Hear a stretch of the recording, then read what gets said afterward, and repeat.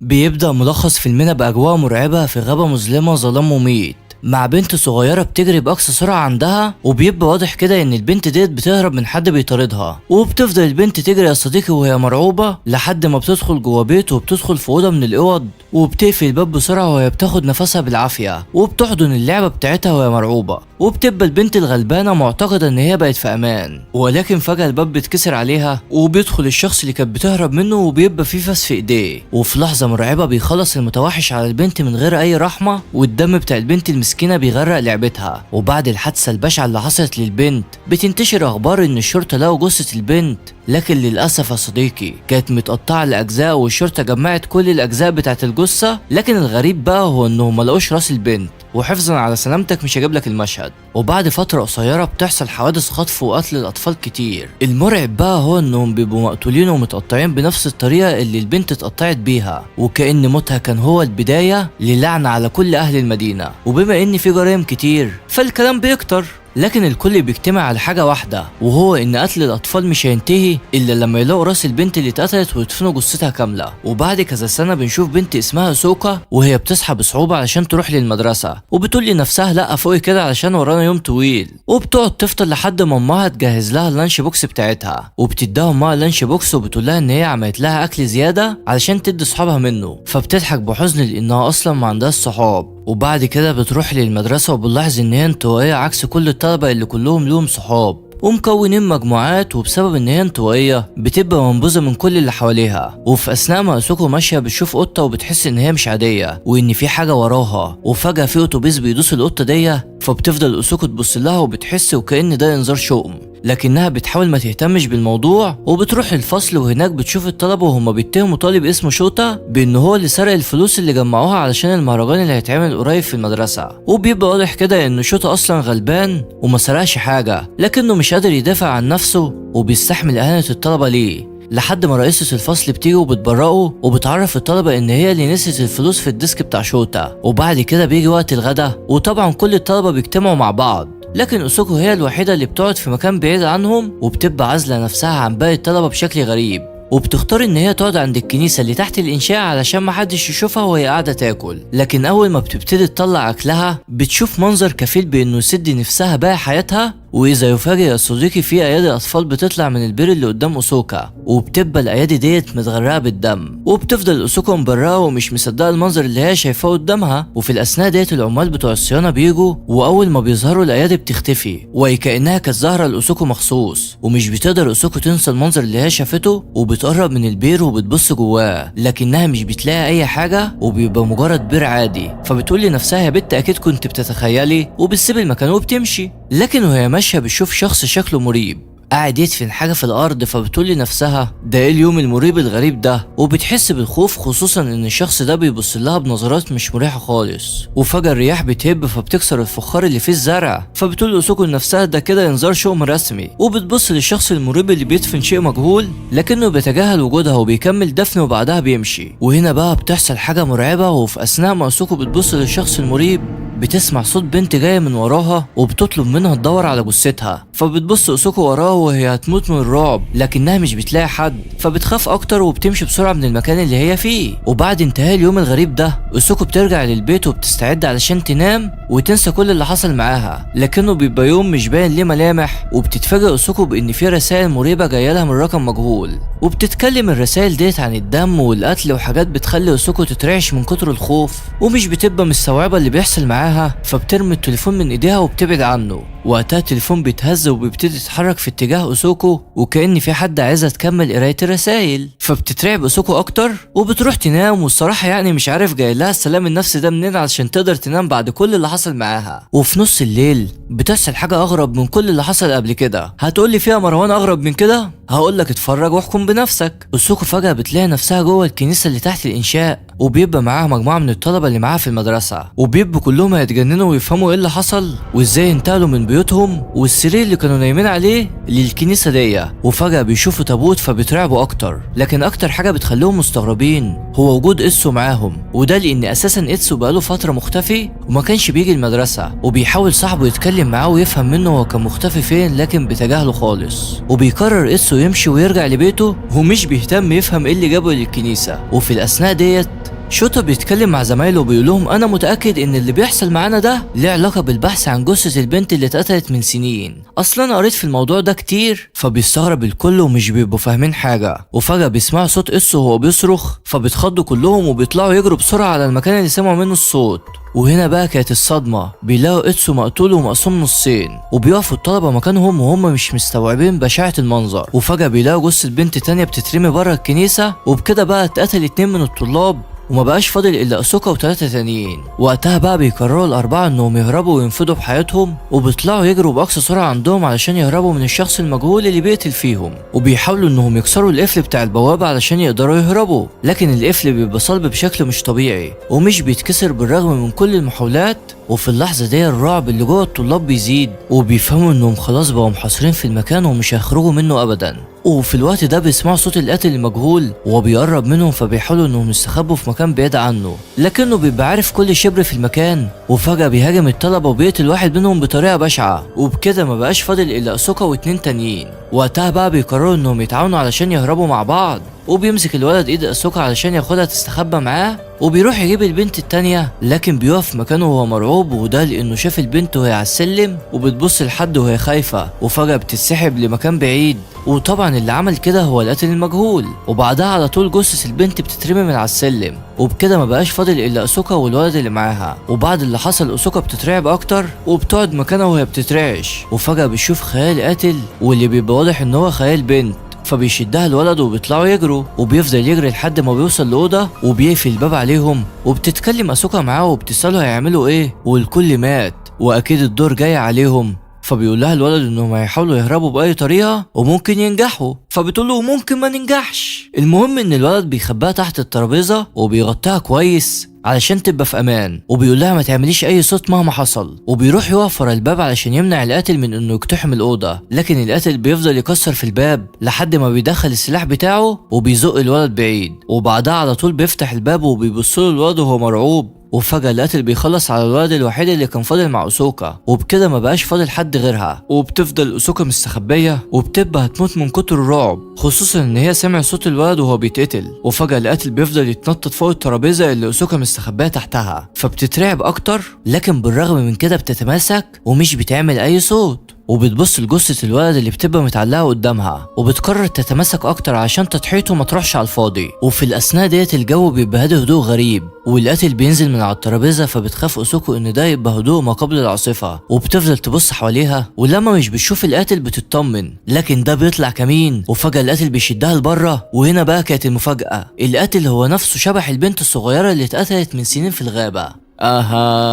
وبيبقى شكلها مرعب وماسكه اللعبه بتاعتها اللي كانت معاها وقت ما اتقتلت، وبتبص لاسوكا بنظرات مرعبه وبتهاجمها وبتخلص عليها هي كمان يا صديقي. وفي اللحظه ديت بتحصل حاجات غريبه، واليوم بيتكرر من تاني، وبترجع اسوكا لبيتها، وبالتحديد وقت ما صحيت علشان تروح المدرسه، وبتفتكر اسوكا ان هي كانت بتحلم، لكنها بتستغرب لما بتلاقي امها بتعيد نفس الكلام اللي قالته لها قبل كده، حاجه كده شبه فيلم الف مبروك بس على رعب بقى. وبتحاول اسوكا تتجاهل الصوت اللي جواها اللي بيقول لها ان هي ما كانتش بتحلم، وبتاخد اللانش بوكس من امها وبتسيبها. وفي الطريق بتشوف نفس القطه اللي شافتها قبل كده، فبتقول لنفسها ان مستحيل كل ده تبقى صدفه، واكيد هي ما كانتش بتحلم. وبعدها بتروح المدرسه وبتكرر نفس الموقف بتاع اتهام شوتا بالسرقه، فبتتاكد اسوكا ان في حاجه غلط واللي بيحصل ده مش طبيعي خالص. وفي الاثناء ديت بيجي تاكاهارو، وده الولد اللي فضل مع اسوكا لحد الاخر وخباها تحت الترابيزه. وبتكلم تاكاهارو مع شوتا وبيقوله بما انك قربت من الموضوع قبل كده، فهمنا بقى ليه اليوم بيتكرر معانا وازاي ده حصل. وبيطلع ان كل الطلبه اللي كانوا في الكنيسه فاكرين اللي حصل معاهم بالتفصيل، وبيقول لهم شوتا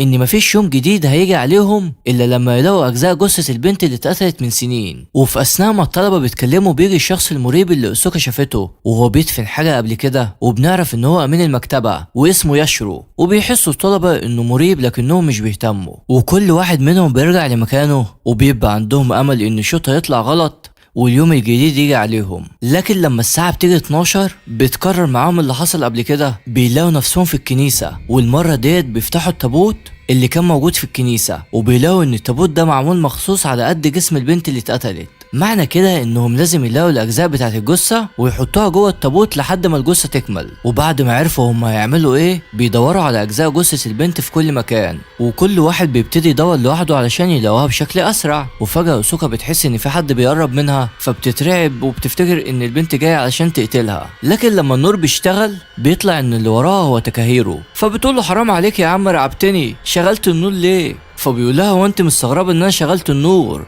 ومش مستغربه انك بتدوري في الضلمه وانت عارفه ان في شبح بيطاردنا وعايز يقتلنا؟ وبتبقى اوسوكا عندها وجهه نظر في الموضوع ده، وبتقول له ان هي لما تدور في الضلمه الشبح مش هيشوفها. فبيقولها تاكاهيرو لا نصحى، وبياخدها وبيدوروا في مكان تاني. وفي اثناء ما هما بيبحثوا بيلاقوا اول جزء من الجثه وهو دراع البنت، فبياخدوها وبيتحركوا بسرعه علشان يحطوها في الصندوق. وفي اللحظه ديت شبح البنت بيظهر، فبتخاف اوسوكا وبتسال تاكاهيرو هيعملوا ايه دلوقتي؟ فبيديها الدراع وبيقولها روحي حطيه في التابوت وانا هواجه الشبح لوحدي. وفعلا بيقوم بكل شجاعه وبيرمي كرسي على الشبح علشان يخليه يطارده ويدي فرصه لاوسوكا ان هي تهرب. فبيطلع الشبح يجري وراه وبيهاجمه، وفي الوقت ده اوسوكا بتحاول تهرب لكنها بتتكعبل، فبيشوفها الشبح وبيبقى رايح لها، لكن تاكاهيرو بيمسك الشبح بكل قوه وبيقول لاوسوكا اهربي بسرعه. فبتطلع تجري باقصى سرعه عندها، واول ما بيطمن تاكاهيرو ان اوسوكا هربت بيزق الشبح بعيد عنه وبيقول له غور كده ده انت عكننت علينا حياتنا. فبيقوم الشبح من مكانه وبيمشي بشكل مقلوب وبيقرب من تاكاهيرو وهو بيضحك له بطريقه مرعبه وبيخلص عليه. وفي الوقت ده بقى الطلاب بيسمعوا صوت تاكاهيرو وهو بيصرخ، فبيترعبوا وبيفهموا ان فقره القتل بدات،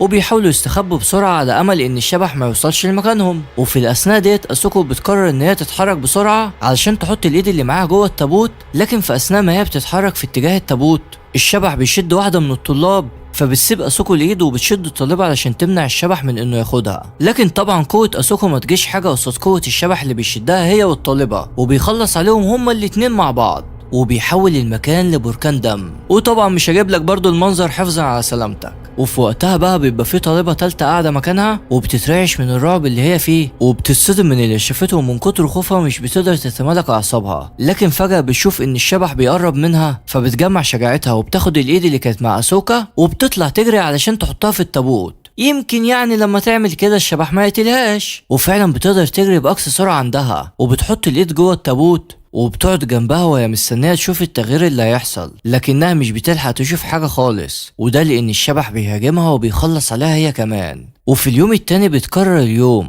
من اول ما بتصحى اسوكا وهي مقرره ان هي تغير احداث اليوم على امل ان هي لما تعمل كده تقدر تنهي المهزله اللي بتحصل معاها. واول حاجه بتعملها هو ان هي بتروح المدرسه بدري علشان تنقذ حياه القطه بدل ما الاتوبيس يدهسها. وبتتفاجئ من ان تاكاهيرو بيشيل القطه وبيقولها ما ينفعش تموت النهارده، وبيطلع ان هو فكر بنفس طريقه اسوكا وعايز يغير الاحداث، وفعلا بيفضل شايل القطه لحد ما الاتوبيس بيعدي، وبكده بيقدر ينقذها وبيغير اول حادثه في اليوم المشؤوم ده. وبعدها الطلبه بييجوا وبيفهموا تاكاهيرو انهم لازم يغيروا احداث اليوم، فبيقتنعوا بكلامه وبيغيروا حدث اتهام شوتا بسرقه الفلوس. واول ما الطلبه بيكتشفوا ان الفلوس ضاعت بتيجي رئيسة الفصل وبتقول لهم ان هي معاها. وبعد كده البنات اللي بينتقلوا للكنيسه مع اسوكا بيقرروا انهم يقربوا منها ويصاحبوها، خصوصا ان اسوكا طلعت لطيفه وضحت بحياتها المره اللي فاتت علشان تنقذ واحده منهم. وبتبقى اسوكا في قمه سعادتها لانه اخيرا في حد بيعملها بلطف. وبالليل بيجي الوقت اللي الطلاب بينتقلوا فيه للكنيسه، والمره دي بيغيروا طريقتهم في الهروب من الشبح وبيكتموا نفسهم وبيستخبوا جوه حمام السباحه. وبيبقى الموضوع صعب جدا وبيحسوا ان هم هيموتوا مخنوقين، لكنهم بيستحملوا لان على حسب اعتقادهم ان ديت الطريقه الوحيده علشان يهربوا من الشبح.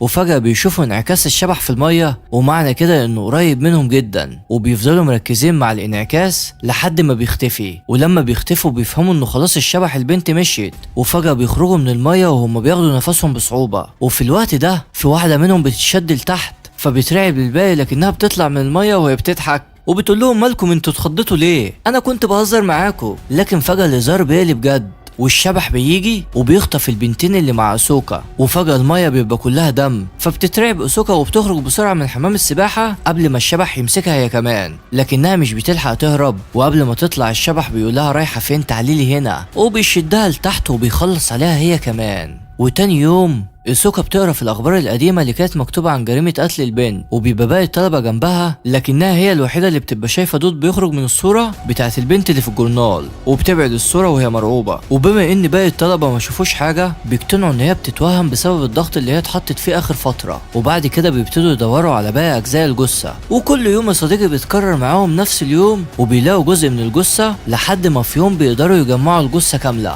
وبكده بيتبقى أهم جزء وهي الراس اللي محدش عارف هي راحت فين. وبالرغم انهم لسه ما كملوش جمع باقي اجزاء الجثه، لكنهم بيحسوا بالسعاده لانهم خلاص جمعوا جزء كبير من المشوار، وبيعتقدوا ان خلاص حياتهم هترجع طبيعيه، وعلشان كده بيقرروا يحتفلوا وبيروحوا البحر مع بعض. وحتى إيتسو اللي كان حابس نفسه في البيت بيبقى قرر يرجع للحياة وبيشترك معاهم في كل حاجة. وبنعرف ان إيتسو ما كانش بيروح المدرسة، وده لان كان عنده اكتئاب بسبب انه حصلت له اصابة منعته يمارس كرة السلة اللي هي كانت اكتر لعبة بيحبها. المهم ان الطلبة بيقضوا يوم لطيف مع بعض، وبيفضلوا يلعبوا ويهزروا طول الوقت، وبيبقوا مبسوطين لدرجة انهم بيتمنوا لو ان كل حاجة تنتهي ويرجعوا يعيشوا بشكل طبيعي. وعلشان يخلصوا من الموضوع بيقرروا ينهوا الخروجه بتاعتهم ويروحوا يدوروا على الراس. وبما ان ملهاش اي اثر ليها في الكنيسه، بيضطروا يروحوا للغابه، وبالتحديد للمكان اللي البنت اتقتلت فيه. بيدخلوا جوه المكان ده وهم مرعوبين، وبيبقى المكان مهجور وشكله شايب الشعر، لكن على راي الشاعر ايه اللي رماك على المر يا صديقي.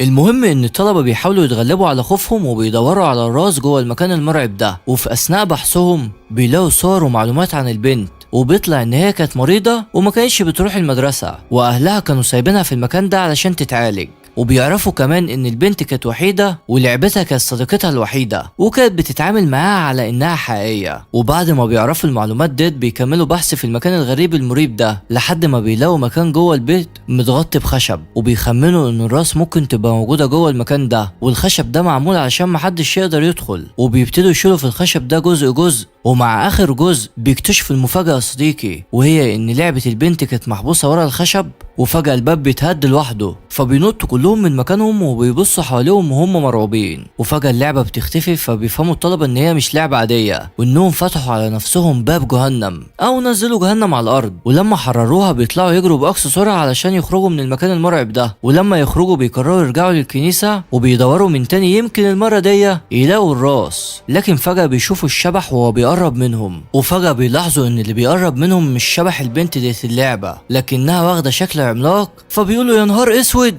هو احنا كنا ناقصين؟ وبيطلعوا يجروا، لكن هما بيجروا المكان كله بيتهز، والازاز اللي في المكان بيقع عليهم وبيقطعهم لاجزاء. وبعد اللي حصل ده مش بيفضل الا اسوكا وتاكاهيرو وبنت تانية، وقبل ما يلحقوا يهربوا اللعبه بتقرب منهم. ولما بتظهر في النور بوضوح بيكتشفوا ان اللعبه اتحدت مع شبح البنت، ومعنى كده ان الشخص اللي كان حابس اللعبه كان عايز يجنب الناس شرها. المهم يا صديقي ان الاتحاد ده بيكون كائن مرعب شكله مخيف اكتر بكتير من كل اللي كان الطلبه شافوه قبل كده، والكائن ده بيخلص على تاكاهيرو والبنت اللي معاه. وبكده مش فاضل الا اسوكا، فبتطلع اسوكا تجري وبتطلع فوق الكنيسه على امل ان هي تقدر تستخبى من الكائن المرعب ده، لكنها بتقع وبتموت. وبعدها اليوم بيتكرر تاني، واول ما اسوكا بتصحى بتروح بسرعه للمدرسه علشان تقابل الطلبه وتعرف هيتصرفوا ازاي في المصيبه اللي هم فيها. لكن بقى في مفاجاه لوز اللوز مستنياها، وبتكتشف ان ري اللي هي واحده من الطلبه اللي معاهم اختفت ومحدش عارف هي راحت فين. وبتخاف اسوكا ان ري تبقى ماتت للأبد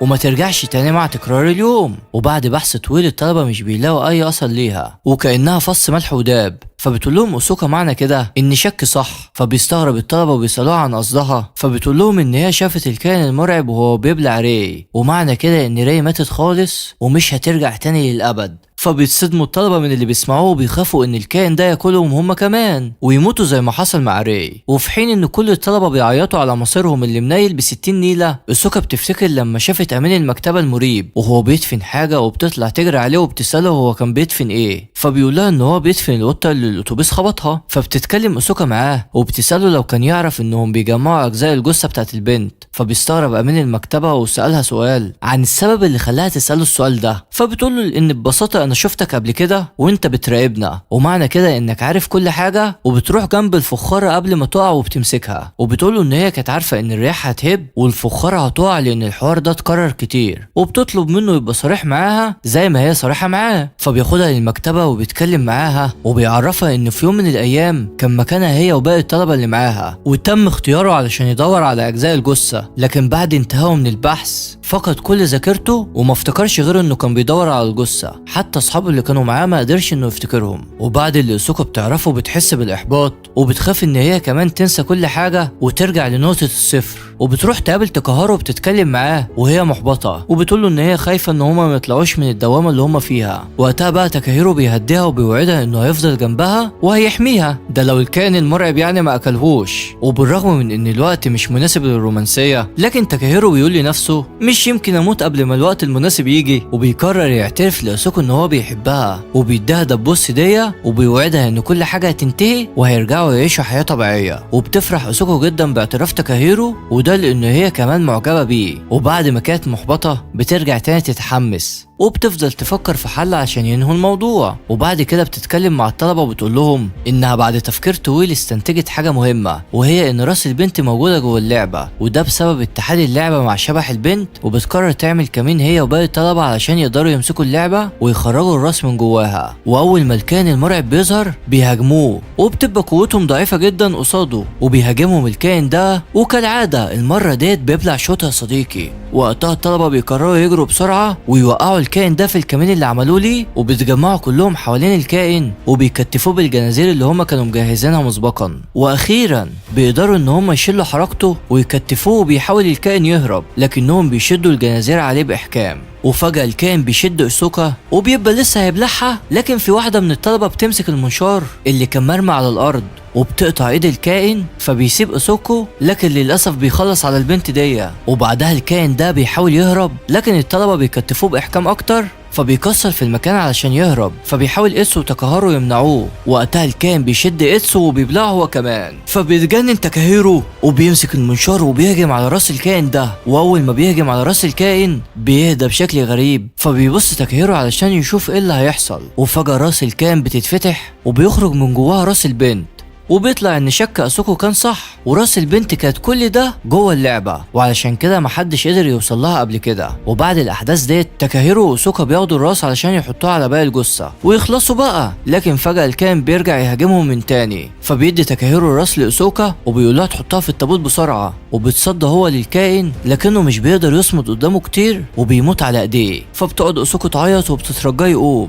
وبتتحقق امنيتها بسرعه الصاروخ وبيقوم فعلا. وما تسالنيش ازاي، المخرج عايز كده. وبيطلع ان هو لسه عايش، وبيوعدها ان هما يتقابلوا تاني. وفجأة الكائن بيشده وبيبلعه. وقتها بقى سوكو بتنهار وبتمسك حتة حديدة مرمية في المكان وبتفضل تضرب في الكائن، وهي بتقوله ان هي هتنتقم لكل اصحابها اللي هو بلعهم، وبتفضل تضرب فيه بكل قوة يمين في شمال. وفجأة الصليب العملاق اللي كان متعلق في الكنيسة بيقع على الكائن ده وبيخلص عليه. فبترتاح اسوكو اخيرا وبتاخد الراس وبتروح تحطها على الجثة، وبتعتذر للبنت لان نهايتها كانت مؤلمة، وبتقفل التابوت عليها يا صديقي. وبعد ما بتقفل التابوت بتحضنه وبتنام مكانها، وبتتمنى ان اليوم ده ما يتكررش تاني. والصبح تلاقي ان اصحابها رجعوا للحياة. وفي تاني يوم اسوكا بتصحى بتلاقي نفسها في اوضتها، والمرة ديت اليوم مش بيتكرر، وبيبقى التاريخ اتغير ونقل لليوم اللي بعده. وبعدها اسوكا بتقعد تفطر مع اهلها وبتشوف خبر انهم لقوا راس البنت اللي كانت مختفية من سنين. وبيبقى واضح كده ان اسوكا مش فاكرة اي حاجة، وامين المكتبة كان عنده حق لما قال لها ان هي هتنسى كل حاجة فعلا. وبعد كده اسوكا بتروح المدرسة وبترجع من تاني انطوائية، وبتنسى حتى حبها لتاكاهيرو، وبيرجعوا يتعاملوا من تاني على انهم مجرد زمايل. لكن في يوم من الايام وفي اثناء ما اسوكو ماشيه بيقع منها الدبوس اللي تاكاهيرو اداهولها وقت ما اعترف لها بحبه. واول ما تاكاهيرو بيشوف الدبوس بيفتكر كل حاجه وبيروح يديه لاسوكا وبيقول لها وفيت بوعدي واتقابلنا من تاني. وقتها اسوكو بتفتكر هي كمان كل حاجه وبتضحك لتاكاهيرو وبتكون مبسوطه ان هو وفي بوعده معاها. وبكده تكون رفعت الجلسه. بتحب الاكشن هتلاقي، بتحب التشويق والغموض موجود عندنا، بتحب الرومانسيه برضه موجود، فاللي جاي كتير. ما تنساش انك تخش على القناه وتشوف كل اللي فات، لانك صدقني كل اللي هتشوفه فوق العظمه. وتكون على استعداد وتفعل زر الجرس وتستنى الجديد، وانا متأكد ان الفيديو اللي هيظهر قدامك ده قصته تعجبك. وبس كده، سلام.